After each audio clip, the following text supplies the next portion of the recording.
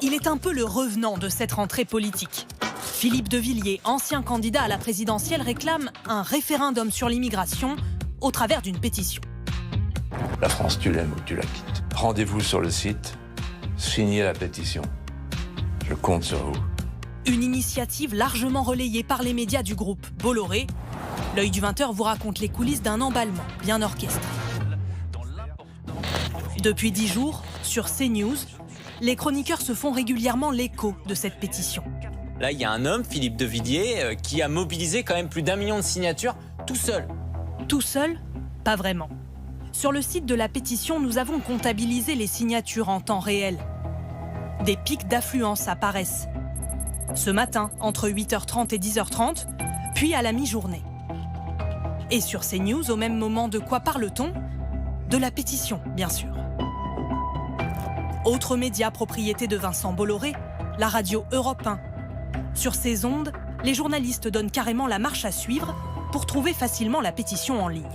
Cette pétition que vous pourrez consulter en ligne, si vous ne l'avez pas déjà fait, sur la page dédiée référendum-immigration.com a dépassé le million de signatures cet après-midi. Un soutien à peine voilé qui laisse certains journalistes d'Europe 1 désabusés. On voit bien que derrière, il y a la volonté de faire la promo de De Villiers. C'est pas vraiment de l'info. Ces médias sont plus qu'un simple relais. Ils sont des partenaires de la pétition. C'est même écrit noir sur blanc. Les signataires peuvent consentir à communiquer leurs coordonnées à Lagardère Media News. Le groupe de Vincent Bolloré cherche-t-il à recruter de futurs abonnés? Contacté, Lagardère n'a pas souhaité faire de commentaires. En 10 jours, la pétition de Philippe de Villiers a récolté plus d'1,5 million de soutiens. Mais des experts en cybersécurité s'interrogent sur l'authenticité des signatures.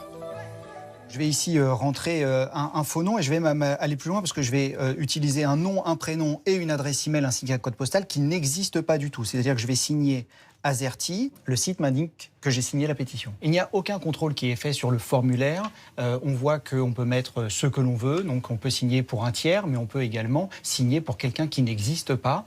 Il suffit pour cela de rafraîchir la page une fois qu'on a déjà signé. Difficile d'évaluer le nombre de fausses signatures qui auraient pu se glisser dans cette pétition, dont le sujet trouve un vrai écho dans l'opinion. Mais sur un autre site plus sécurisé, celui de l'Assemblée nationale, une pétition qui réclame aussi un référendum sur l'immigration n'a récolté, elle, qu'un peu plus de 3200 signatures.